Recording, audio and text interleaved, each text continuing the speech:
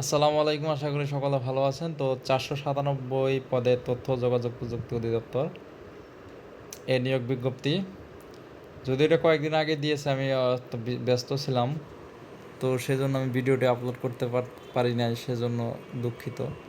তো ওইটা আমি আজকে আবেদন করেছি, তো ভাবলাম যে আপনাদের জন্য একটা ভিডিও করে দিই, যাতে আপনারা এটা বুঝতে পারেন সহজেই। তো এটি একটি পদে আপনার আবেদন দিয়েছে অফিস সহায়ক গ্রেড 20, আর বেতন 8,250 টাকা থেকে শুরু। তো এখানে 497টি শূন্য পদ রয়েছে। তো এটার শিক্ষাগত যোগ্যতা হচ্ছে কোনো স্বীকৃত বোর্ড হইতে মাধ্যমিক স্কুল সার্টিফিকেট বা সমমান পরীক্ষা উত্তীর্ণ সহ সংশ্লিষ্ট কাজে অভিজ্ঞতা। আর এই ক্ষেত্রে আপনার সকল জেলার প্রার্থীরাই আবেদন করতে পারবেন। তো এখানে বয়স হতে হবে 18/8/2025 তারিখে, 18 থেকে 32-এর মধ্যে। সরকারি আধা সরকারি স্বায়ত্তশাসিত প্রতিষ্ঠান চাকরিরত প্রার্থীতে অবশ্যই যথাযথ কর্তৃপক্ষের অনুমতিক্রমে আবেদন করতে হবে, এবং মৌখিক পরীক্ষার সময় নিয়োগকারী কর্তৃপক্ষ কর্তৃক আনুপত্তি ছাড়পত্রের মূল কপি জমা দিতে হবে।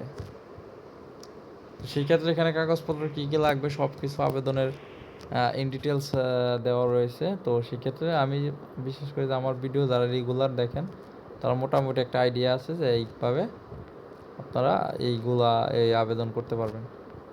তো সেই ক্ষেত্রে আপনারা যদি নিজে আবেদন না করতে পারেন, তো সেক্ষেত্রে আপনারা কোনো কম্পিউটারের দোকানে যারা আবেদন করে থাকে তাদের থেকে আবেদন করে নিতে পারেন। আর যদি নিজে করতে পারেন, সেটা সবচেয়ে বেটার। তো সেই ক্ষেত্রে আপনার এইটা খুবই ভালো একটি চাকরি। তো আপনার শূন্যপদ বেশি রয়েছে, তো সকলকে আমি রেকমেন্ড করব যে এটাতে চেষ্টা করা উচিত। আর অফিস সহায়কের প্রশ্ন তুলনামূলক বা মানে অন্যান্য চাকরির থেকে তুলনামূলক কিছুটা সহজ হয়। তো সেই ক্ষেত্রে মোটামুটি একটা ভালো প্রিপারেশন নিলে অনেকে চাকরি হয়ে যায়।